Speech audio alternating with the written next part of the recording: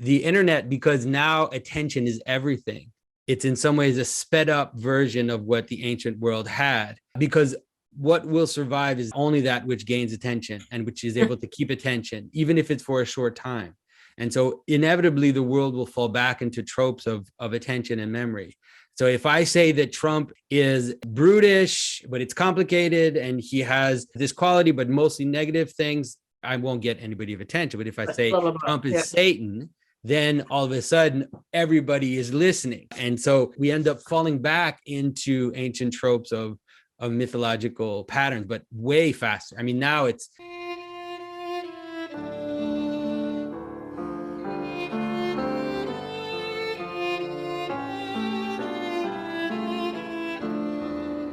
This is Jonathan Pajot. Welcome to the Symbolic World.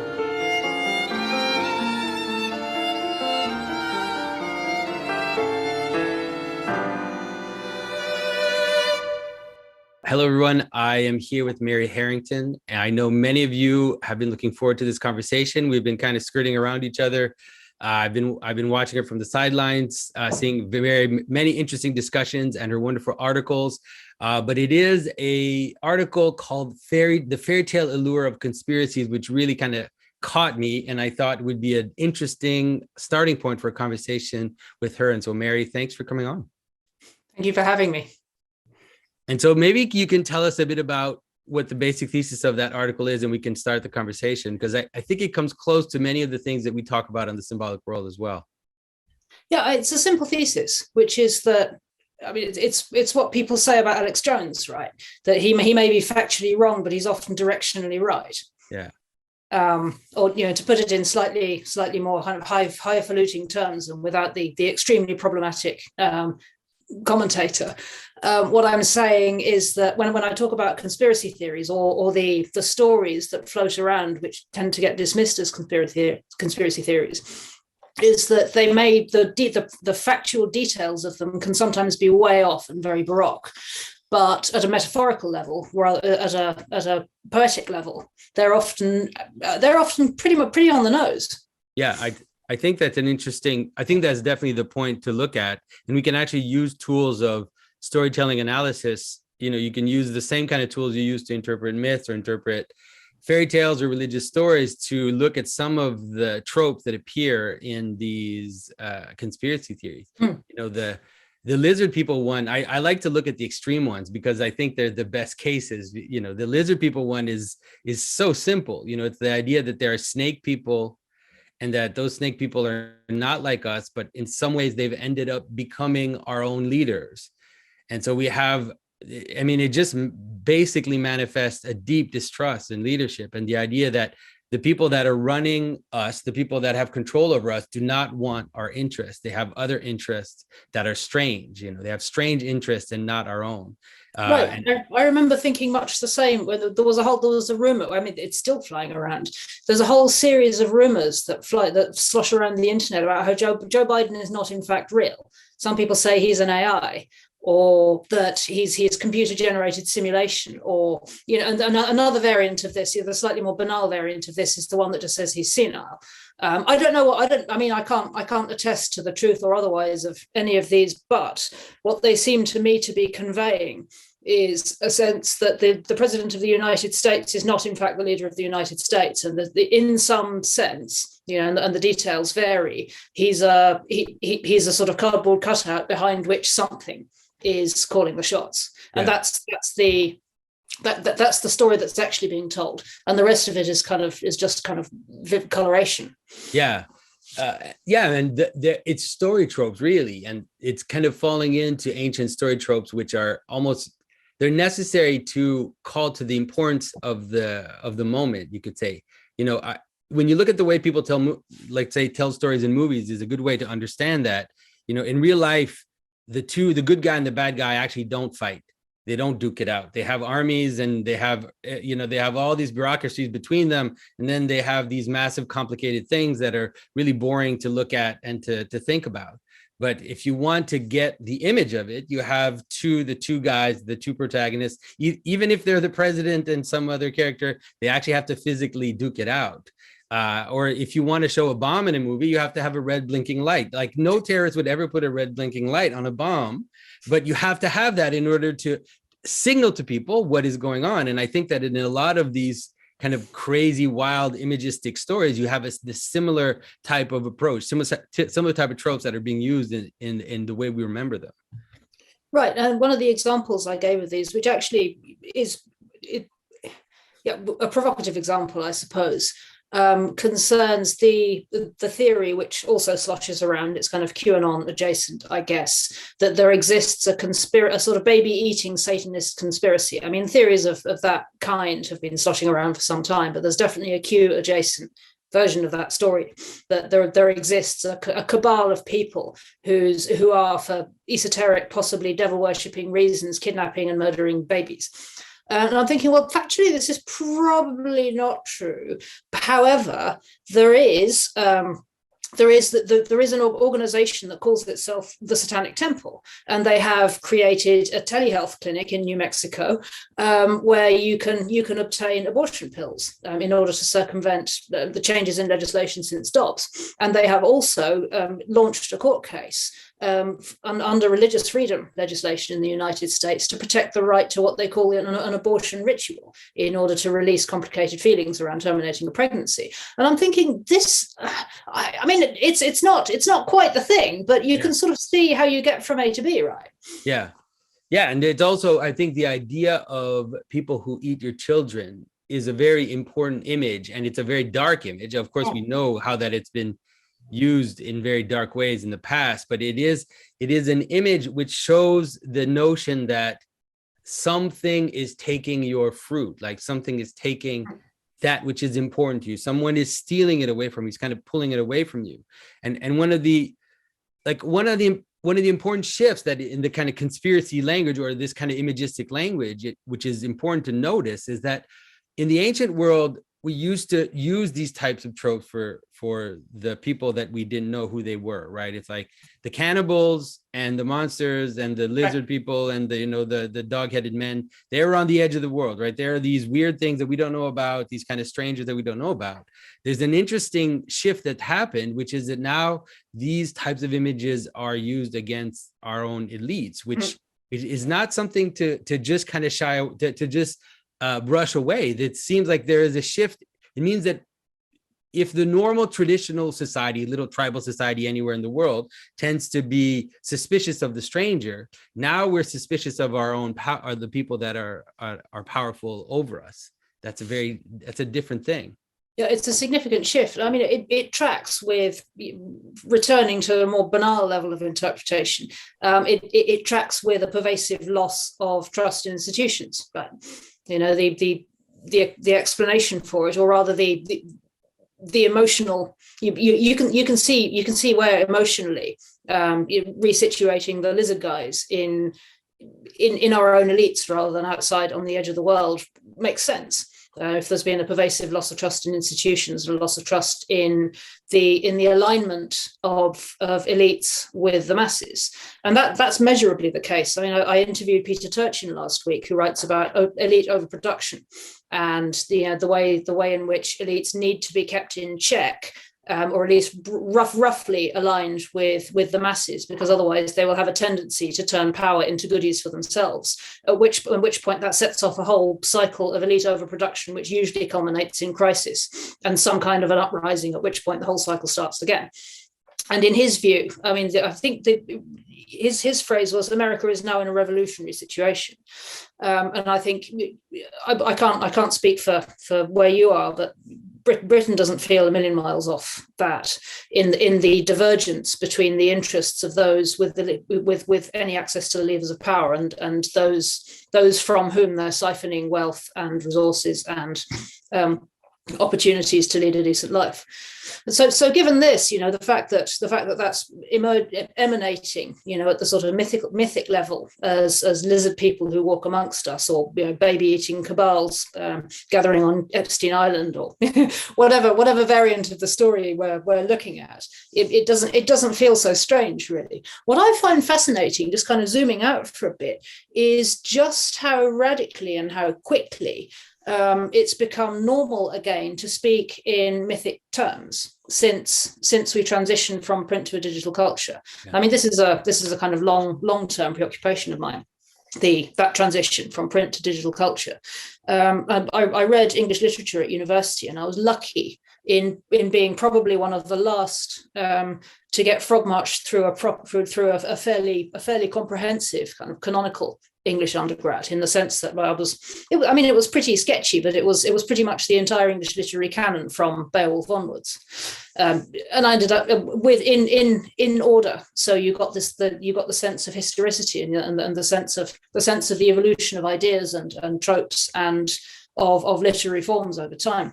And one of the things I found incredibly interesting and just has been preoccupying me ever since is the transition from pre-modern, from the pre-modern to the modern moment, and particularly around how stereotypes, tropes, stereotypes and tropes disappear or become low status at the point of modernity.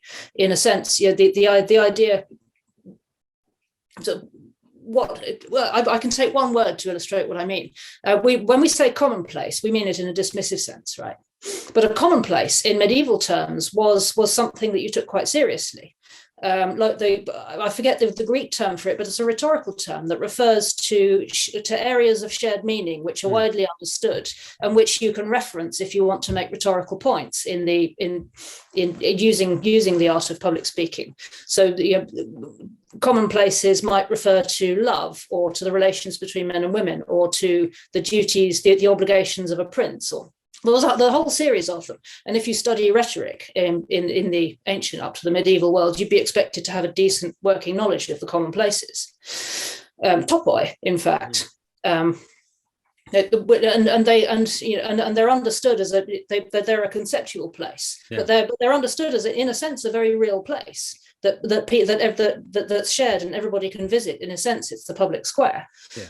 But on the sort of mimetic level, and all of that disappears over the course of modernity, to the point where we are to speak of something being commonplace is to speak of it being banal and ordinary and low status and probably belonging to the peasants.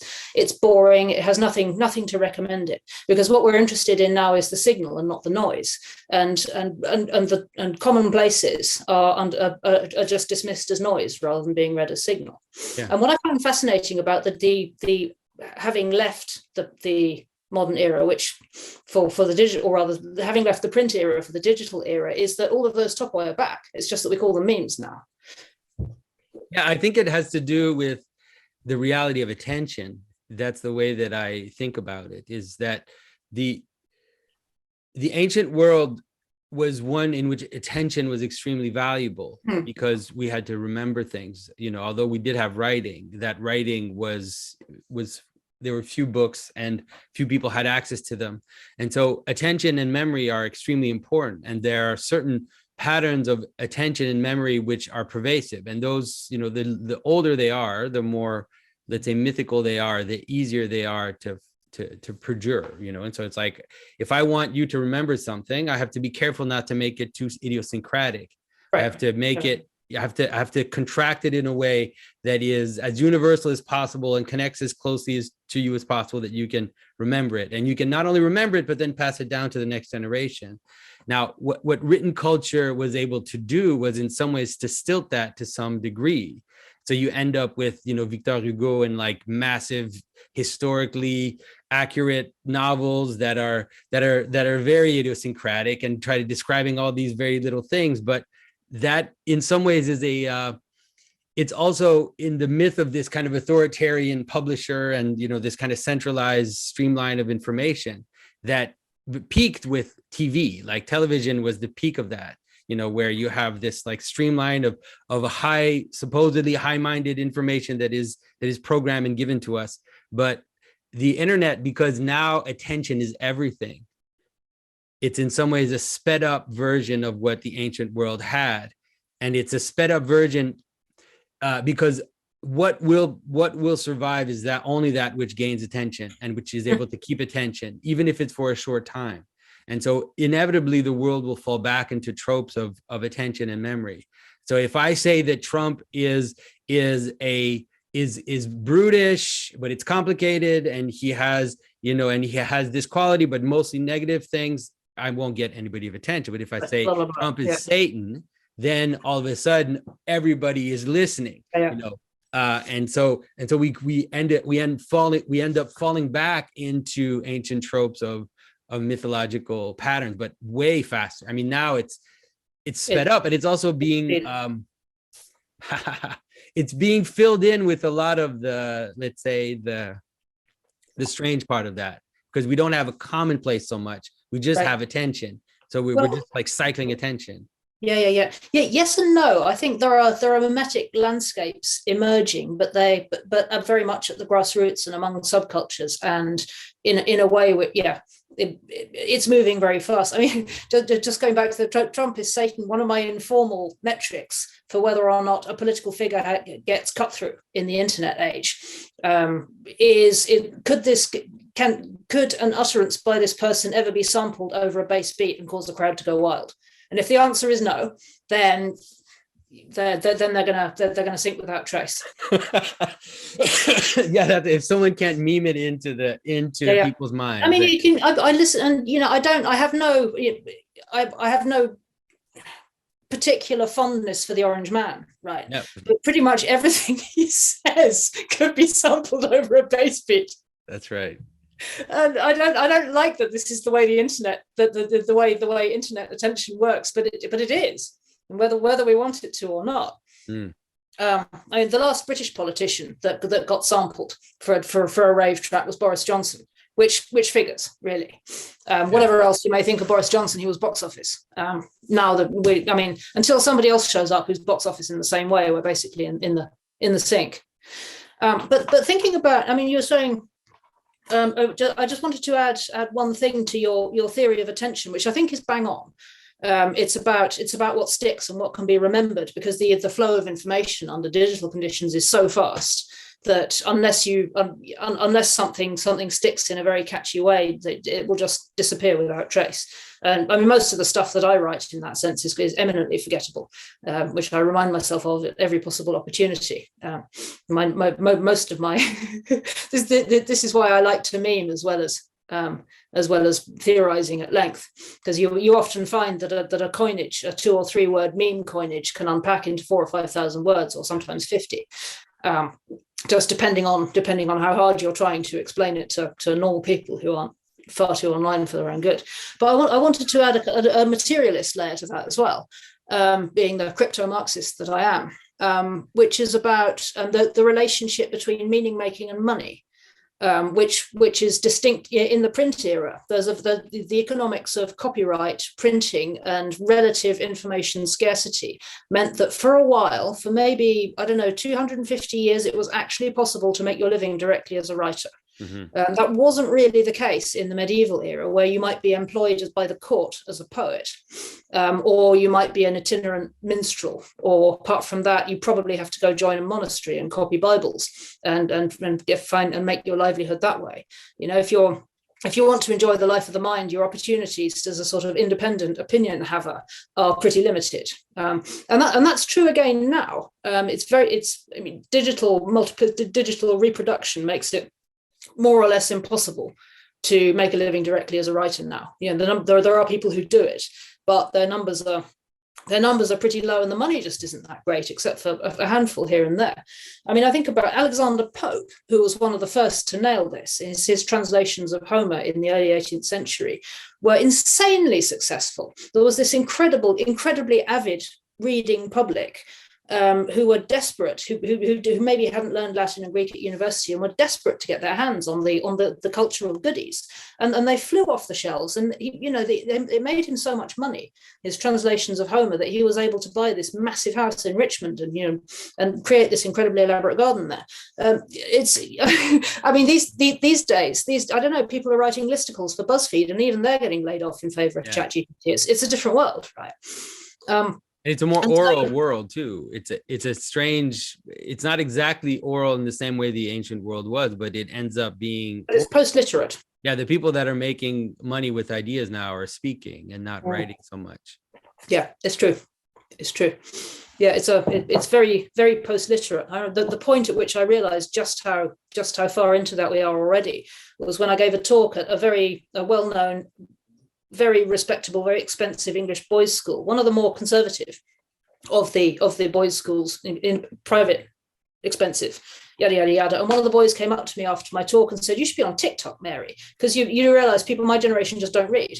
And I'm like, this is the creme de la creme that I'm talking to here. This is a scholarship boy at one of the most academically rigorous, demanding, and conservative English public schools that there is, and he's telling me that his peers don't read. This is where we're not in Kansas anymore. Yeah, and the difficulty of the oral culture now is that I want to be careful not to make too many comparisons with ancient oral culture, because it is. Ancient oral culture was a culture of memory in the true sense, right? It was a culture of internalizing stories, internalizing places. Whereas now it's like hit dopamine, it's like quick dopamine hit and forget, like TikTok.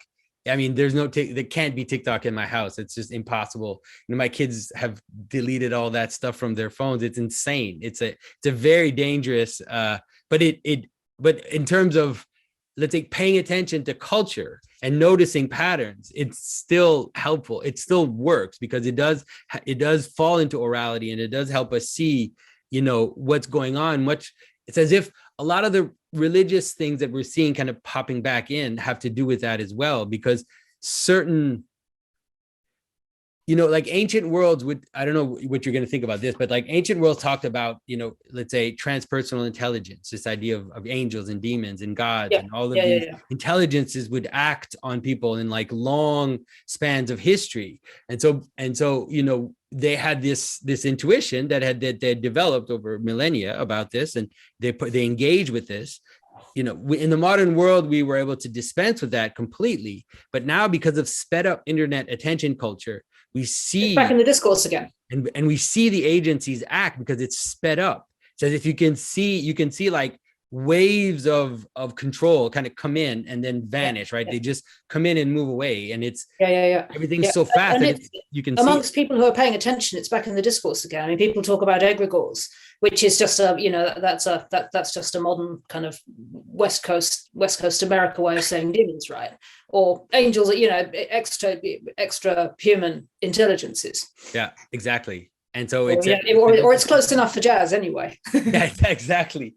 And then AI is also forcing us to think about this. I wonder what as a writer, AI is, how you see it looming on us. Like, how do you see it affecting your own, not maybe your personal career, but let's say writing in general? I remember I read something about this a little while ago. I might be wrong, but I think it's going to. I think it will have a sorting effect, in the sense that workman-like, jobbing writers will suffer, and there will continue to be a class of writer whose work is valued and who stand out, and they'll do so on two fronts. First, a capacity for pattern recognition and sense making. Or rather, I mean, at the end of we have to think about what an AI is. At the end of the day, it's a glorified autocorrect, right? It's a very, very, very clever autocorrect that guesses based on pre-existing patterns, but it doesn't originate anything. It doesn't actually think, and it doesn't have any way of sense checking what its output. And the difference between that and a human sense maker is tiny and also infinitely large. Because at the end of a human sense maker is distinctive on one hand by virtue of not having access to all of that information, and also by there being an active awareness, which is choosing which information to notice and which information not to notice. Just by virtue of that idiosyncrasy, there's something distinctive about human sense making. So that's and there are just some sense makers who are valued um, because their work speaks to people, and that's not something I think can be reproduced by a machine. So that's one thing. But the number of people for whom that's the case is going to be pretty limited. So once again, we're back to court poets basically. Yeah. And it's also very difficult to make your, under conditions where you can just get a machine to output text. Like jobbing writing work is, a lot of it's just doomed, right? So at the end of the day, if you do want to make a living as a sense, at the end, I think writers will become sense makers. And if you want to earn a crust as a sense maker, chances are you're not going to be doing it directly.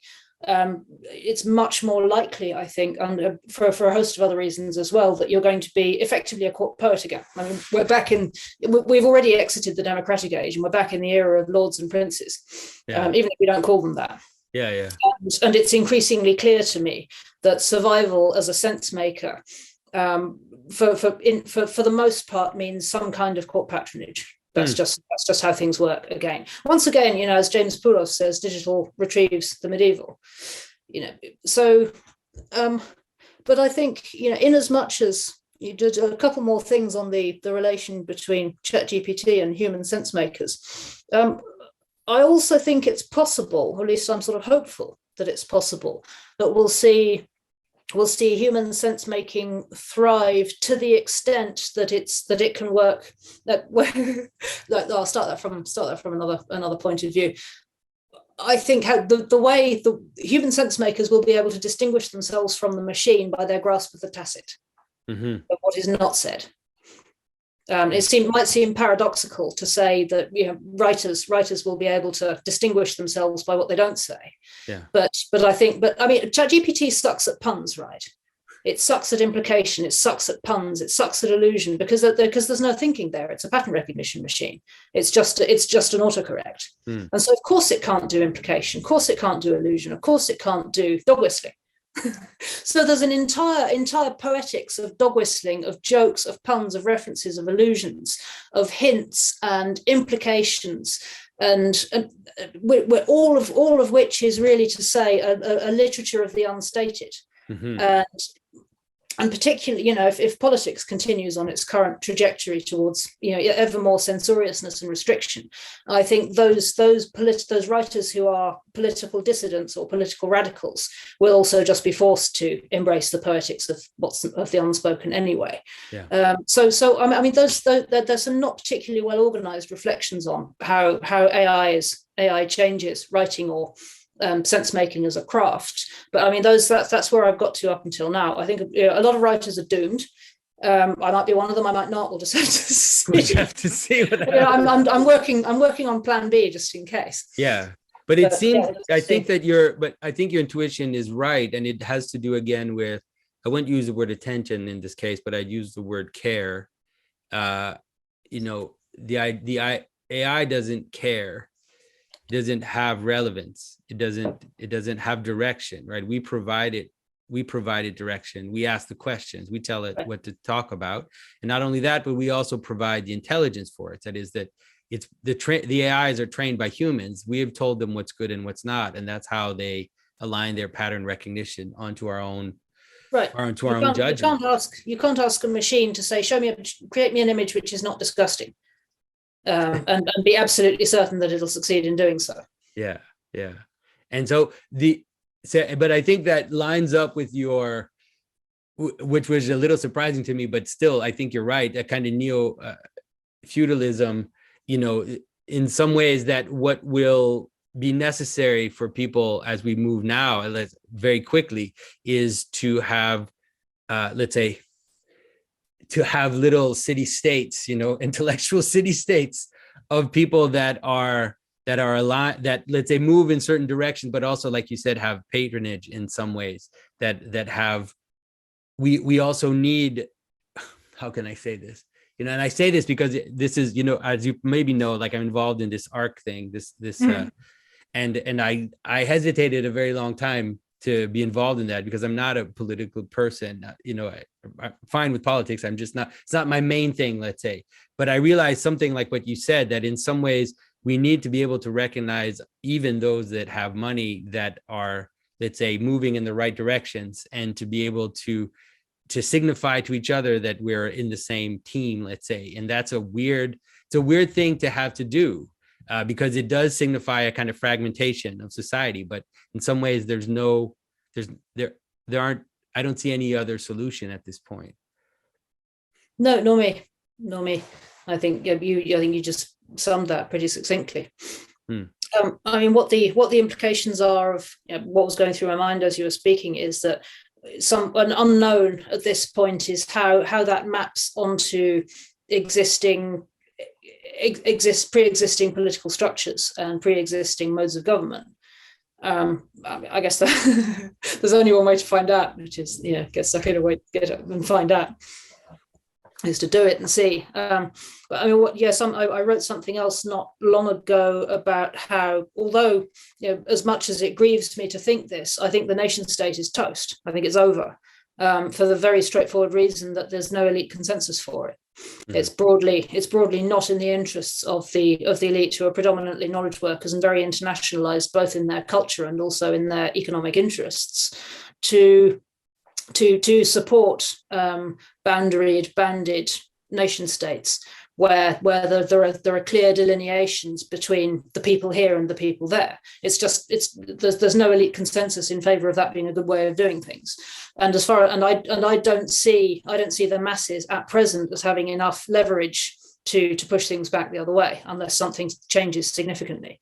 None of this makes me very happy, because I was raised in the age of democracy, and I'm a democracy respecter and a democracy enjoyer. But that's what I see happening, and I think it's part and parcel of the same phenomenon as you're describing about, if you like, sense making and meaning making tribes, which are coalescing sometimes around singular or affiliated sources of finance, of patronage, really. In a sense, as the sort of second order layer of cultural production that relates to whatever this emerging mode of governance is. Yeah. And but there's also in this moment, there's also possibilities for, the crowdfunding possibility has also made that very interesting, because crowdfunding can be a form of resilient patronage if you manage it properly. The difficulty of the ancient form of patronage is that it was usually single. Like you said, you find a prince, you find some rich, powerful person, and we need them. Obviously, definitely we need those people as well. But there is also the possibility of crowdfunding, which makes that a little more resilient.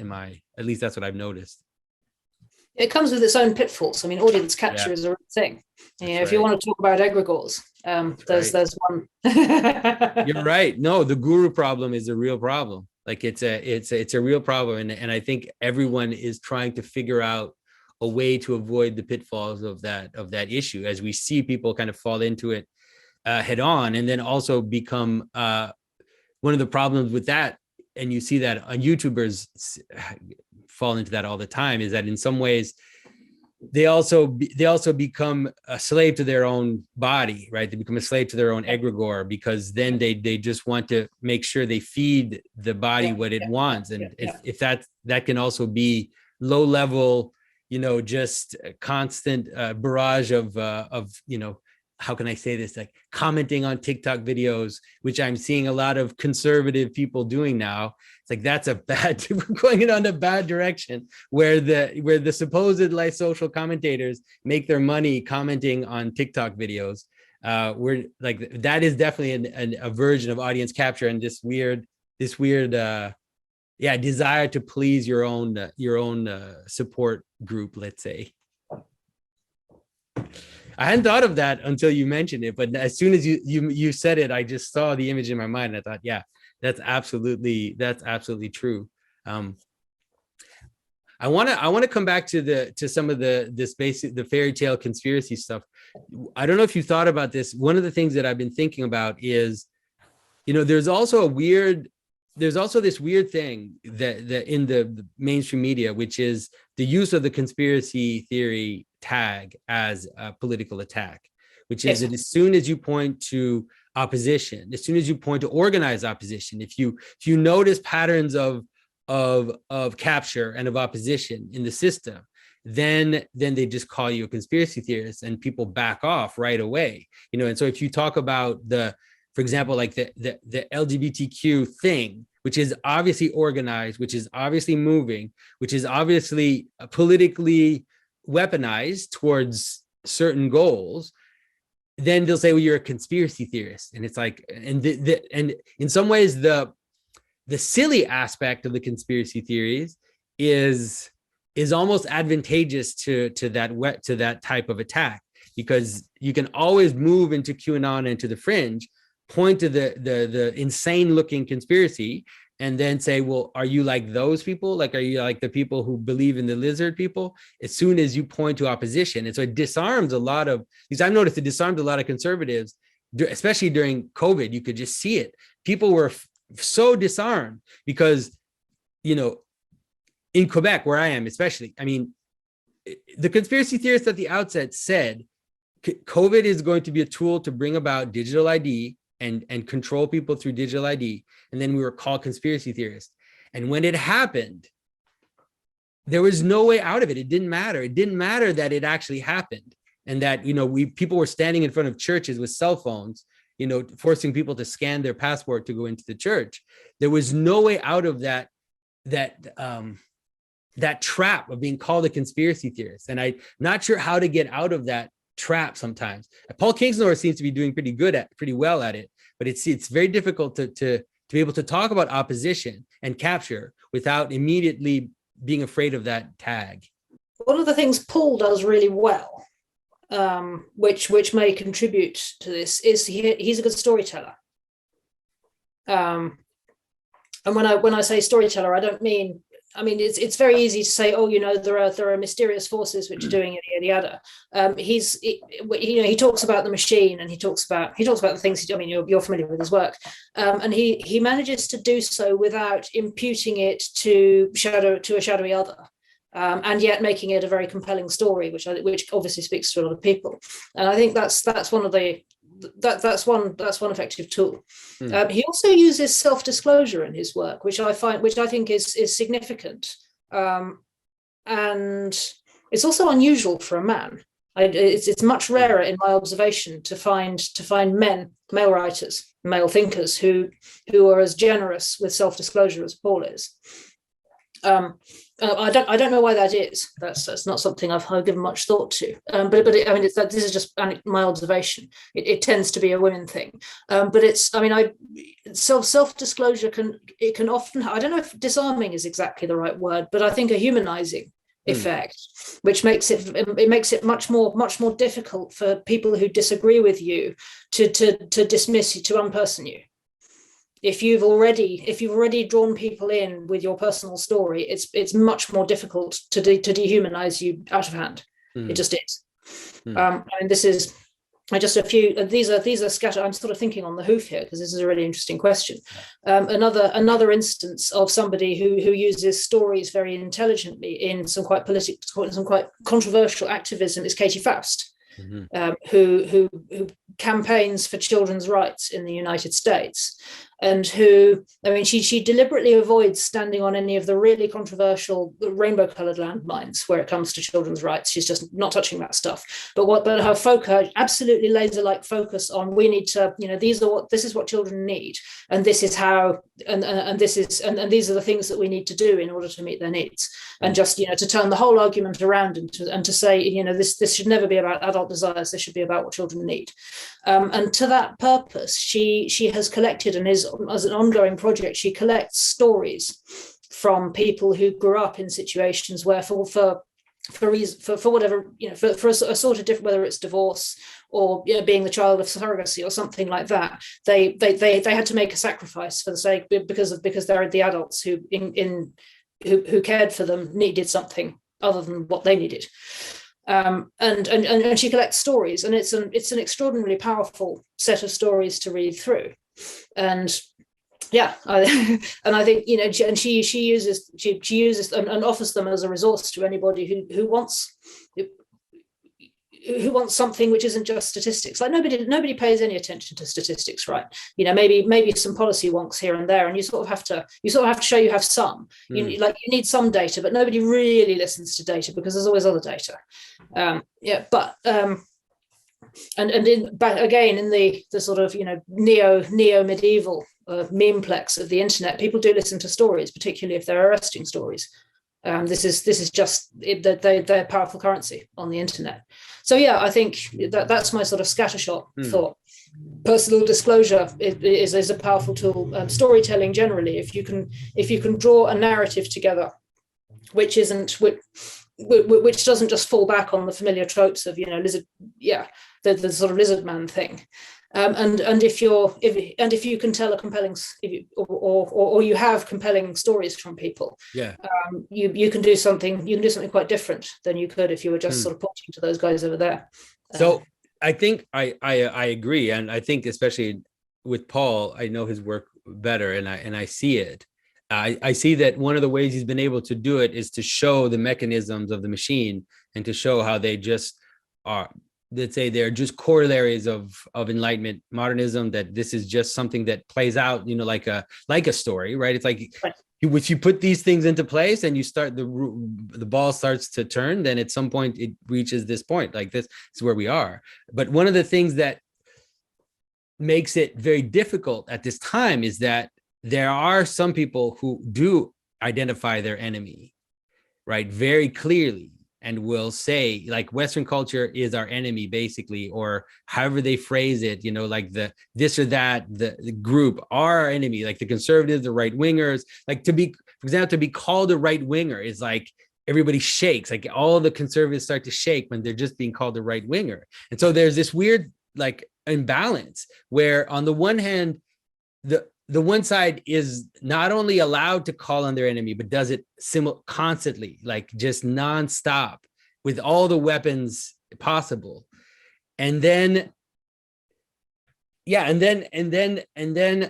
this is my perception. And then it's like, I realize that I'm always trying to do the Kung Fu move. Like I'm always trying to do the jujitsu thing. I'm always trying to do this thing where I'm not doing that. And I'm wondering, is it cowardice? Like, is it being a good Christian? Like, I'm not sure sometimes the reasons why I realize that this is necessary to try to do this type of jujitsu. I don't know. I'm also really thinking at the edge of my thought here when I say these things. No, I understand. So funnily enough, I've been writing about exactly this today. It's still a work in progress. So I'm sort of hesitant to try and set out the whole thesis. But my working hypothesis is that we end up doing so much jiu-jitsu, not least because we've conceded a great deal more of the frame to the opponents than we imagine. Because even conservatives have, for the most part, accepted in principle that normal is the enemy, that normativity is bad, or that normativity is at best suspect. I mean, actually, this in a funny way, this articulates with the pre-modern, modern, and postmodern story of how of the role played by pattern recognition. I mean, in a sense, if we're talking about memes and meme culture and the memeplex, one of the reasons the left can't meme is because they hate normativity. They suck at memes because they're never interested in paying attention to the noise. They only ever want to pay attention to the signal, because that's the essence of what progress is. That's the essence of what the machine. That's what the machine runs on, is signal rather than noise. And memes are noise. They're aggregate. They're aggregate topoi that emerge out of the sort of collective semi-conscious or subconscious. The memeplex, the general sloshing the here and there of signification and sort of shared recognition of what the world is. And they're funny because people recognize them. They're funny because they travel to the indirect proportion to how instantly intelligible they are. So having said all of that, where was I going with this? The war on normal and the war on normativity and the politicized war on normativity. Essentially, we have to be able to defend the meme. We have to be able to speak from the place of the meme. Does that make sense? Yeah. And by that, and we have to see the entirety of the discourse, which even a great many of us have largely accepted as a normophobia, as a bigoted hatred of what is in fact normal and observable, and wholly self-evidently intelligible to the vast majority of people. And I think I'm coming to think that it's time to go on the offensive against normophobia. Yeah. And to see it as a kind of bigoted, irrational fear of and attempt to destroy something which is a fundamentally culturally and socially important, and b just impossible to destroy anyway. It's futile and socially destructive to try and abolish all norms in favor of personal freedom. It's just a profoundly wrong thing to do. But it's the revolutionary trope, which has been there now for a very long time, right? It's been there since the Enlightenment, at least. This vision of revolution as being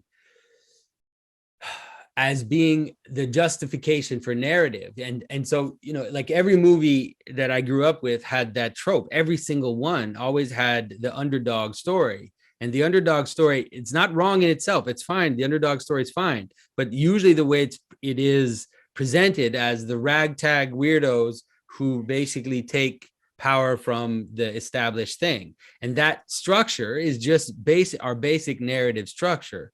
And so it's difficult because conservatives also have that same basic structure. And so what are they conserving? I don't even know. I use the word conserve myself. I use the word conservative, but I really don't see myself as a conservative because I don't know what the hell to conserve anymore, right? It's like in some ways. This is why I prefer reactionary. Yeah. There's a wonderful quote from Nicolás Gómez Dávila. He says, "The true reactionary is not a seeker after abolished pasts, but a hunter of sacred shades on the eternal hills." And I'm like, yeah, sign me up. But it's an interesting. I want to hunt sacred shades on the eternal hills. Let's do it. It's an interesting time to be. So I don't know. You probably don't know about this, but I decided, very similar to what you're saying, that in some ways there was this strange moment right now, and in storytelling, where all of a sudden the normal can become bright and precious and desired. And so we're publishing these series of fairy tales, right? I'm doing a version of Snow White, and it's Snow White. I don't know what to tell you. It's Snow White. There's no deconstruction. There's no cynicism. There's no weird. It's Snow White. I hope it's a very insightful version of Snow White. I hope it's a version of Snow White that will actually bring people into understanding the reason and the purpose for these ancient stories. But it's Snow White.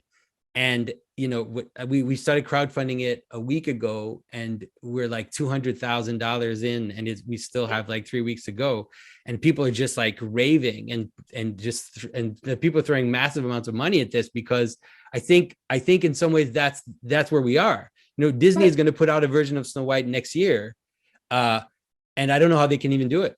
I don't know how they can do it. They can't even have Snow White being woken up by the prince. It's not even. They can't even. They're obliged to mess around with it. Just what are they going to do with that? They're going to ruin it. You just know they're going to ruin it because they're obliged by virtue. Contractually obliged to destroy it. They have to destroy Snow White. They have to rape Snow White. That's all. Disney is obliged to rape Snow White.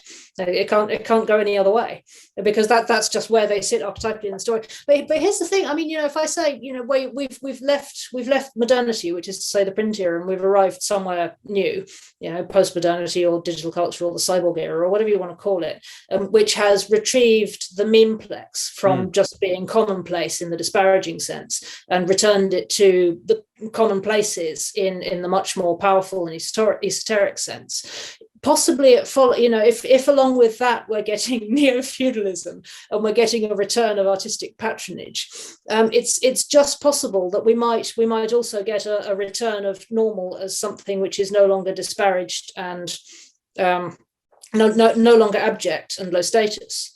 Yeah. That's been the direction of travel for a great many decades, if not centuries. To disparaging the normal as something at best taken for granted, if not actively the enemy of all that's good and progressive. Yeah. I think the tide can and will turn. I mean, maybe I'm over optimistic, and I'm usually wildly out on the timelines. For all I know, this won't happen in my lifetime. But I think the tide will turn. Yeah. Because there just aren't any left apart from anything else. Yeah, I'm a long-term optimist, short-term pessimist, that's for sure, and long-term optimist, because right. I do And believe in any case, just because we've lost a normative language for talking about human nature doesn't mean our nature has gone away. Exactly. Yeah. Well, what will happen is that nature will appear as suffering for some time, because we can suffer perversion and distortion of our nature. We can suffer it, and we will. And so that suffering is a call. It's always a call. And at some point that call has to answer. Yeah, and I think what sits at the behind that call, and what really gives it power, which I already see giving it power, is the fact that the group that ultimately pays the price of the war on normal is children. Yeah. Because the children's maturational and organismic needs have not changed just because the desires of adults have changed. Yeah. That's just obviously true. A baby still needs what a baby needs, and a child still needs what a child needs. And, of course, human cultures are infinitely malleable, but there's a baseline, right, that just hasn't changed and isn't likely to change anytime soon. And I mean, if you were to genetically engineer a baby not to need its mother's love, it just wouldn't be a person. I don't know what it would be, but it wouldn't be a human being. You see what I'm saying? Yeah, no, I know exactly what you're saying. So, I'm just wondering, given this, when we get to the point where we're waging war on normal to the extent of asking, commercial surrogacy, for example, this is one I come back to again because it's so fundamentally at war with what, and it's such a transparent instance of placing on a baby's shoulders, the sacrifices required to meet adult desire. It's so clearly what's going on there. You're asking a child to sacrifice mother, the bond with his or her mother, gestational mother, in order to meet the needs of an adult, which is radically inverts the way it ought to be in the caregiving obligations that adults owe to children. But I think that essential principle stands actually for most of the wars on normal. Where the war on normal, it hits the buffers, hits a immutable limit in human nature. The group that pays the price is always children. Yeah. And I think enough people see that on a great many fronts. I'm not going to point at them because I imagine it doesn't take very much reflection to see fronts where people are saying no, enough, leave the kids alone. Yeah. That's happening on a great many fronts at the moment. I probably don't need to point to them. I think that's people see it and people say no, enough. Enough. We've asked too much of children, and we need to turn things around a bit. Yeah, well, I hope so. The machine is strong right now, let's just say, and it's getting stronger. Next year is going to be a great year for the machine. The world seems to work. The feet of the world seem to be something like the American election cycle. Like that seems to be how things happen. And so we have to be attentive to next year and see, how things play out in terms of all these questions. They're going to accelerate quite a bit. And with AI, with AIs battling each other, off at that point. It's going to be a wild year, that's for sure. Yeah, it is going to be a very wild year. You're right. Yeah, America sneezes and the rest of the world catches a cold. It remains the global hegemon. It's the Rome of our day. Where it is in the sort of Rome historic cycle is I think more knowledgeable classicists than me need to argue that one. I don't think that one's actually not that hard to notice. It's interesting. I don't know some people think, well, it's still in the Republican stage. I'm not so sure. Yeah. I think. Yeah. Well, yeah. Whatever. If let's say the emperor is not visible yet. At least if in Star Wars, using Star Wars terms, it's Palpatine is still in the corner, like he's still kind of hiding out. We'll see if Palpatine shows his face. I think one not at all impossible hypothesis is that we end up mapping radical egalitarianism onto the need for an American Caesar, and the only possible solution is to put AI in charge. Yeah. because the only way to not set any one person over another is to hand off responsibility and accountability to a machine. Yeah.